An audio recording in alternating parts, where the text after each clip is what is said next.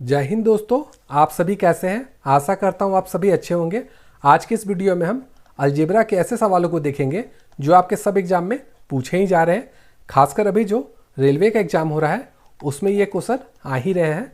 ये पार्ट 2 है। अगर आपने पार्ट 1 नहीं देखा है तो मेरे चैनल पर जाके देख सकते हैं।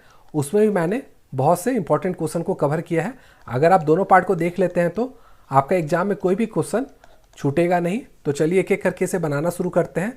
ये क्वेश्चन जो है देखिए, ये आरआरबी ग्रुप डी में पूछा गया है 2022 का शिफ्ट 3 में। इसको कैसे बनाया जाए वो चलिए हम लोग सीखते हैं।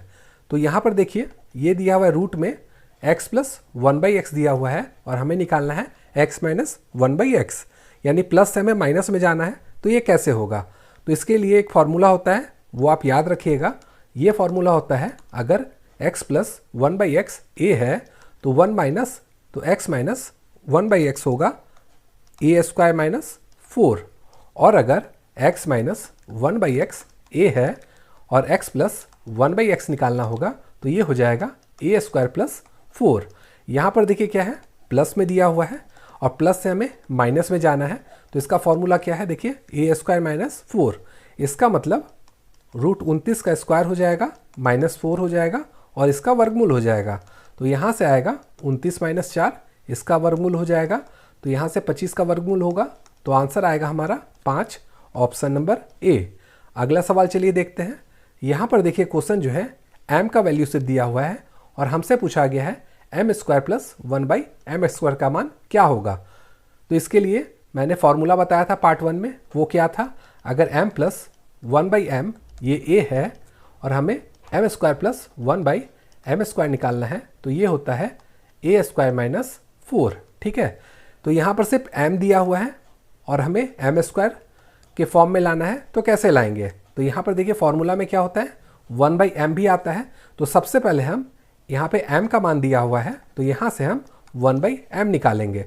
तो ये क्या हो जाएगा, 1/5 माइनस 2√6। अब इसको अगर हम हल करेंगे तो इसमें हम लोग क्या करते हैं, जो नीचे जो संख्या दिया हुआ है सेम संख्या को उतार लेते हैं और यहाँ पर जो भी साइन है यहाँ पर माइनस है तो प्लस के यहाँ पे करके ऊपर नीचे क्या करेंगे, हम लोग यहाँ से गुना कर देंगे। तो चलिए करते हैं। तो ऊपर में सेम आ जाएगा क्योंकि 1 से गुना करना है।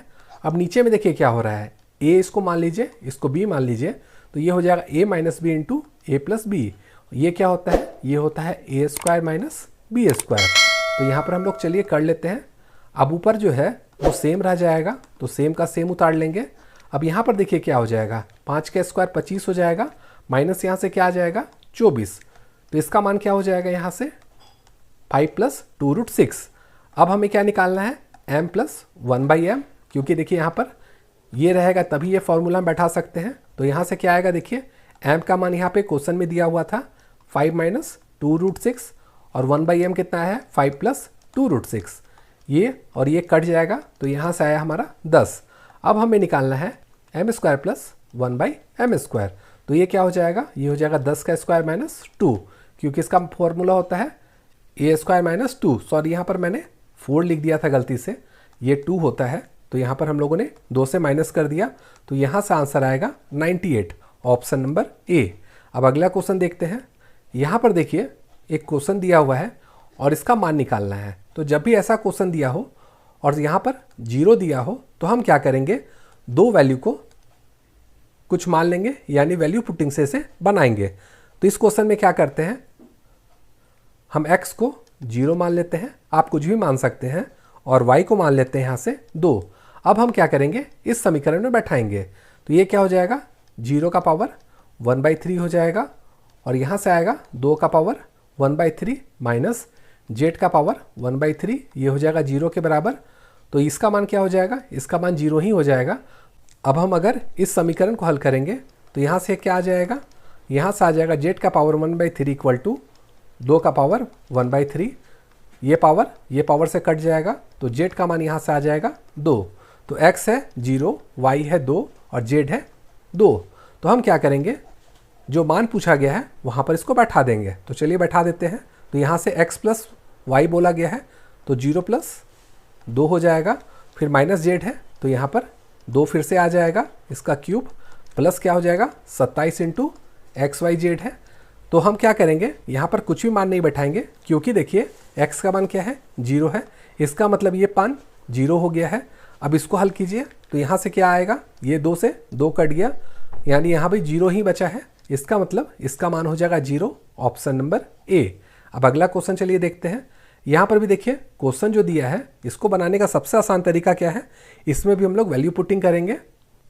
लेकिन अब हम क्या करेंगे, x, y और z किसी को भी हम लोग 0 नहीं मानेंगे, क्योंकि 0 मानेंगे तो क्या होगा, नीचे में सब कोई 0 हो जाएगा, क्योंकि 0 × 0 हो जाएगा। और ये क्या हो जाएगा यहाँ से आंसर, इनफाइनाइट।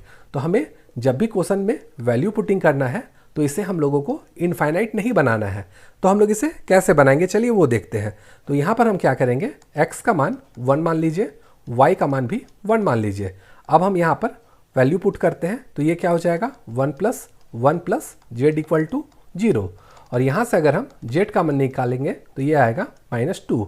अब ये जो क्वेश्चन दिया हुआ है, क्वेश्चन में चलिए बैठाते हैं, y + z है, यानी ये हो जाएगा 1 - 2, इसका स्क्वायर हो जाएगा, और नीचे में yz है तो ये हो जाएगा 1 × -2, प्लस है z + x, तो इसको चलिए करते हैं, यहाँ पे करेंगे, इसका हो जाएगा स्क्वायर, यहाँ पे सॉरी 1 होगा क्योंकि x का मान 1 है, और नीचे में आ जाएगा -2 × 1। अब उसके बाद क्या है, x + y, तो x कितना है, 1 है, और y भी 1 है, इसका स्क्वायर करेंगे और नीचे 1 × 1 ही हो जाएगा। अब देखिए इसको हल करेंगे तो यहाँ से -1 आएगा, और -1 का स्क्वायर करेंगे तो 1 ही होगा, नीचे में -2 आ जाएगा। इसको हल करेंगे तो -1 हो जाएगा ये, और -1 का स्क्वायर करेंगे तो यहाँ पर भी 1 ही आएगा, नीचे करेंगे हल तो ये -2 हो जाएगा। उसी तरह इसको करेंगे, 1 + 1 2 हो जाएगा, और 2 का स्क्वायर होता है 4। अब इसको अगर हम हल करेंगे, ये हो जाएगा -1/2 -1/2 + 4, क्योंकि ये जो माइनस है ये क्या होगा, ऊपर आ सकता है, तो इसको हम लोग ऊपर कर देंगे। अब इस क्या है, -½ और -½ है, ये क्या बन जाएगा, -1 + 4। तो यहाँ से अगर हम मान निकालेंगे तो इसका आंसर आएगा 3, ऑप्शन नंबर बी। तो आशा करता हूँ ये सभी क्वेश्चन आपको अच्छे से समझ में आ गया होगा। अगर समझ में आ गया है तो वीडियो को लाइक तथा शेयर जरूर कीजिएगा, साथ ही साथ एक प्यारा सा कमेंट करना भी ना भूलिएगा, और मेरे चैनल को सब्सक्राइब भी कर लीजिएगा।